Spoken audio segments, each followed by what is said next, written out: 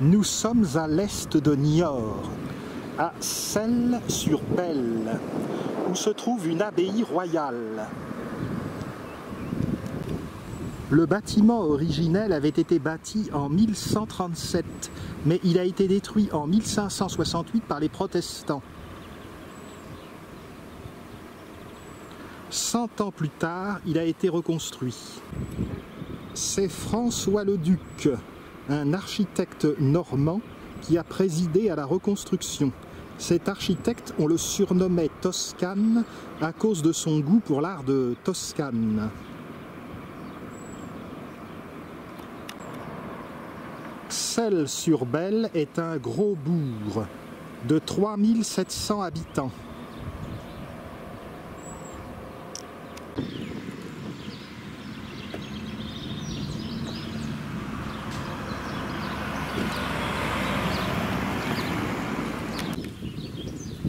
L'abbaye royale est dotée d'intéressants jardins.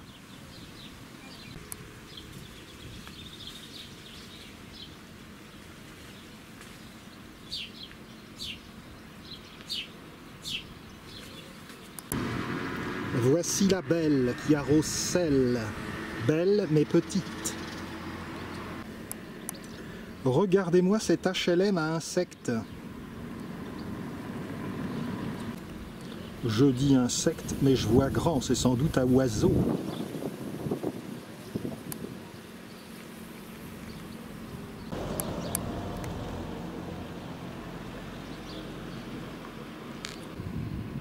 Oui, c'était pour les oiseaux, car voici celui pour les insectes.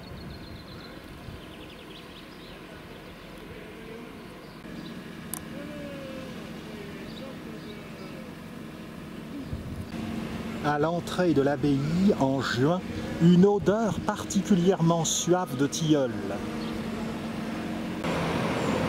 En dehors de l'abbaye royale, Celles-sur-Belle possède également un musée du Poitou protestant et un musée des motos anciennes, que je n'aurai pas le temps de voir, faute de temps. Regardez la bonne nouvelle. À quelques jours près, à cause du coronavirus, l'abbaye royale est fermée. Je n'ai le droit de visiter que les jardins. Le pavillon d'accueil. Personne pour accueillir.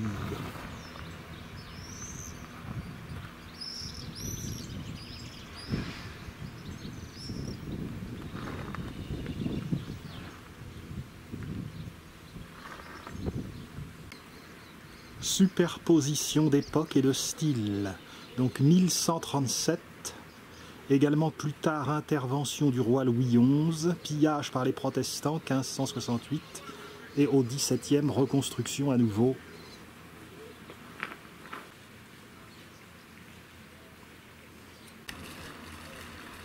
Il y a 3 jardins. Un jardin à la française, que vous voyez ici. Il y a également un jardin des simples. Par simple, on entend les plantes médicinales, et également le jardin des insectes dont nous avons vu un détail tout à l'heure. Les bâtiments conventuels.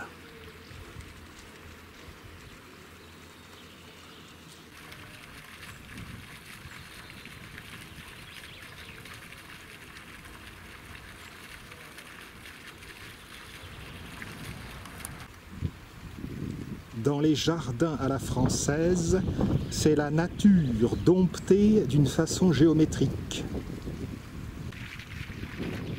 C'est du raffinement à la André le Nôtre. Attention, je ne dis pas que ce jardin est dû au génie de ce jardinier de Louis XIV, non.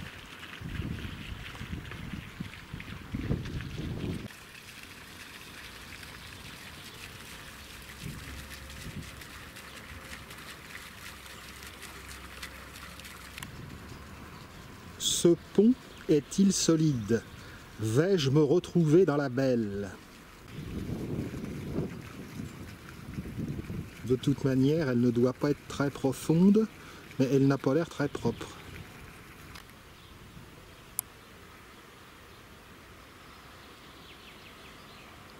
Il y a un autre bras là-bas et on accède au fond du jardin. Un espace ombragé sur la droite.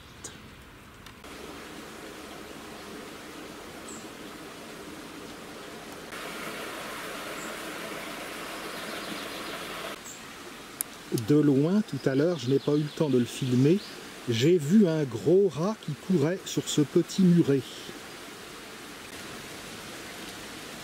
Regardez-moi ce qui nous tombe sur la figure. Et heureusement, je ne sens rien car je suis abrité par les arbres. Eh bien, je vais patienter sur ce banc avec mon parapluie végétal. Avouez que mon parapluie végétal n'est pas déplaisant à voir.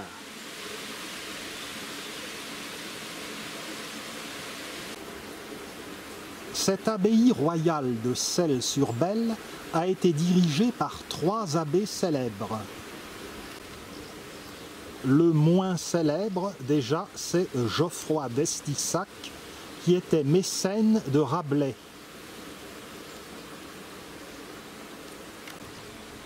Il y eut aussi un Premier ministre de Louis XIII, le cardinal de la Rochefoucauld. Et il y eut enfin, excusez du peu, le formidable Talleyrand, grand diplomate devant l'Éternel. Après un interlude de quelques minutes, le soleil tend à revenir. Poursuivons donc le petit circuit dans le parc.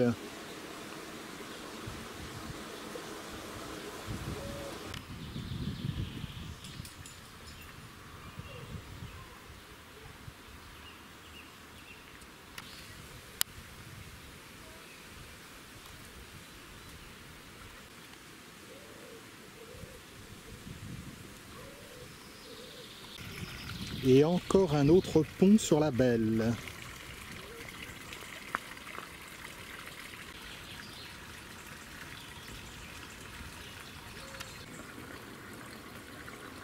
Impossible. Nous sommes protégés.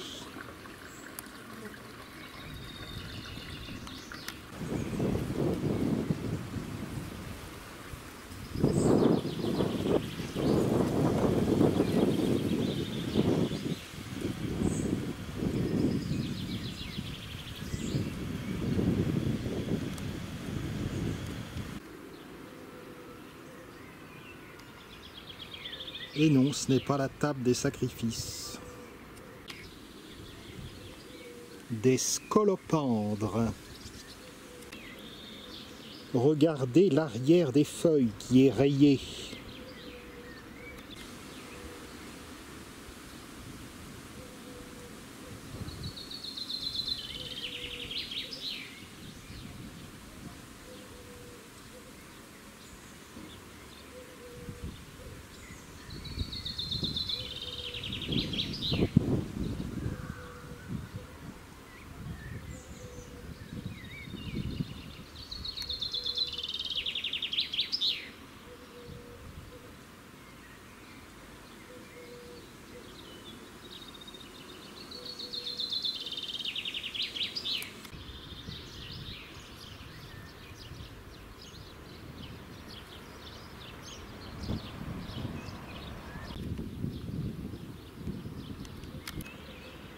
Allons voir le jardin des simples.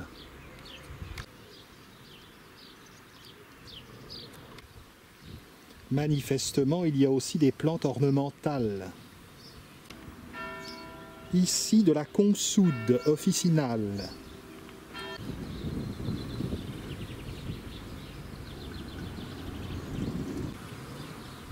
De la mauve, espèce pectorale, se développe en dehors d'un parterre. Épilobe. Regardez ces superbes agapanthes.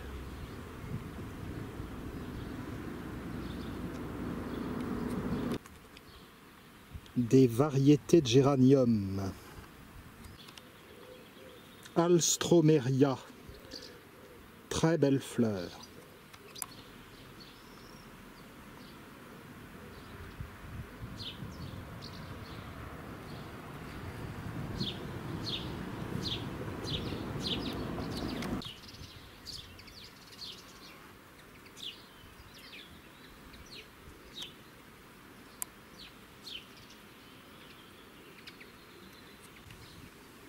Il y a quelqu'un. La cabane au fond du jardin.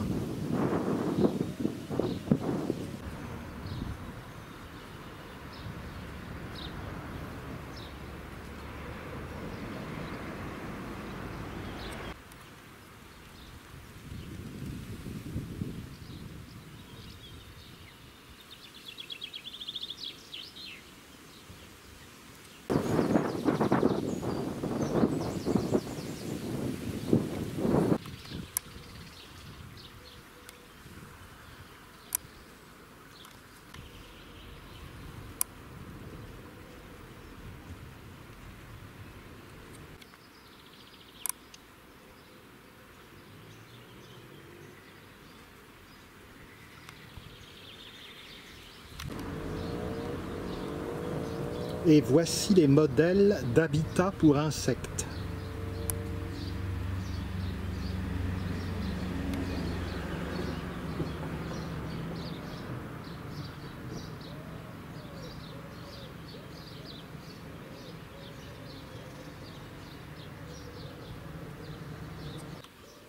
Le bambou est très prisé par les guêpes et les abeilles solitaires. Si vous avez du carton ondulé, voilà ce que vous pouvez en faire pour les insectes pollinisateurs. De la paille pour les perce-oreilles. Bon, évidemment, c'est pas très ragoûtant, mais ils mangent les pucerons. De simples feuilles pour les coccinelles et les gendarmes. Pas la maréchaussée, les gendarmes, ce sont les punaises rouges. Les noyaux peuvent servir pour tous les insectes.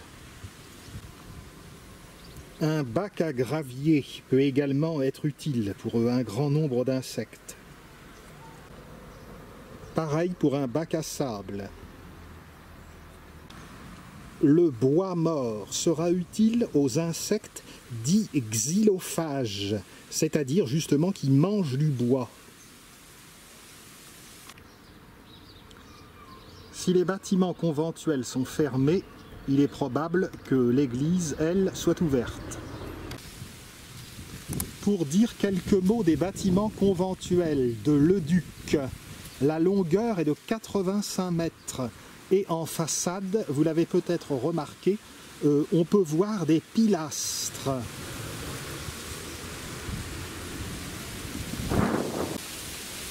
À l'intérieur, une cuisine, une galerie de cloître, un ancien réfectoire, un escalier et la reconstitution d'une cellule monastique ainsi que la chambre de l'abbé. Montons plus haut dans le bourg pour voir si l'église est accessible. La grande place du village de Celles-sur-Belle.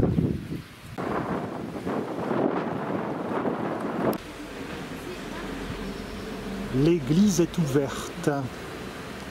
On voit bien qu'elle est largement antérieure au bâtiment conventuel. Et elle est vraiment massive avec son clocher.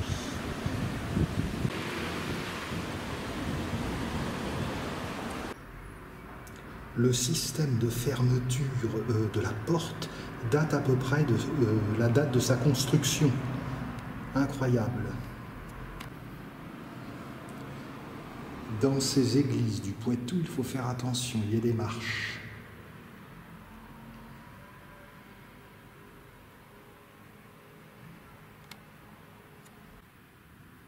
Le narthex est très curieux, avec ses voussures polylobées. On remarque des figures grimaçantes, témoignant d'une influence espagnole et même orientale, car il ne faut pas oublier que cette église était une étape sur les chemins de Saint-Jacques de Compostelle.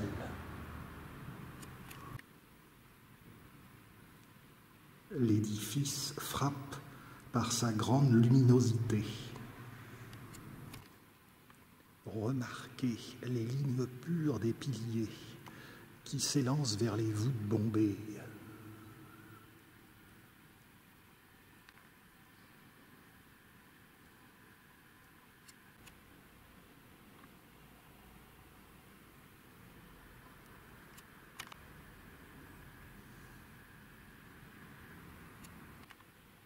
clé de voûte.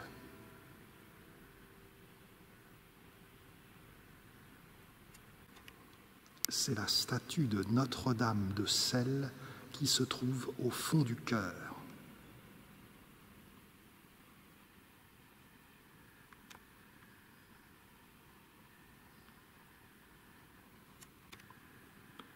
Le grand orgue, posé en 2017, tout récemment donc, est le plus grand des Deux-Sèvres.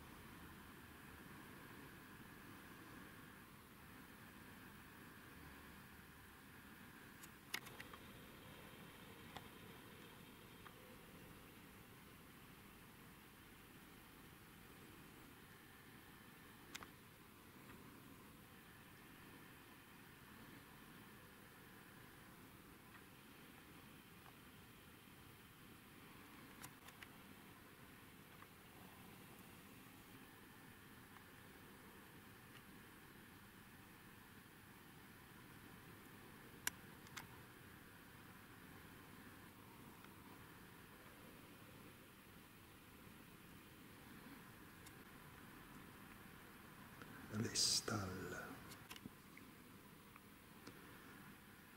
Quittons le chœur. Je ne me sens pas tellement qualifié pour servir la messe.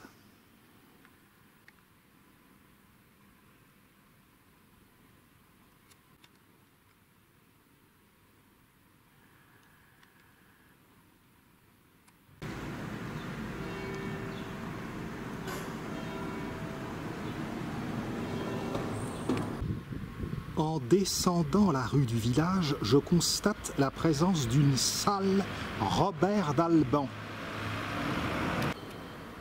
L'acteur français, habitué des seconds rôles dans des films magnifiques du cinéma français, est né à Celles-sur-Belle le 19 juillet 1903.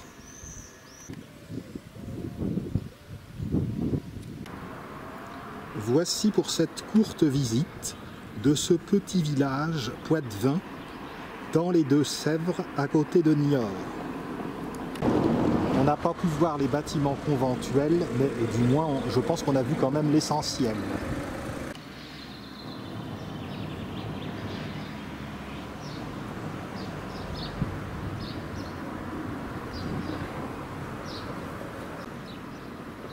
Des petits Delosperma cooperi poussent ici, sur les petites bordures.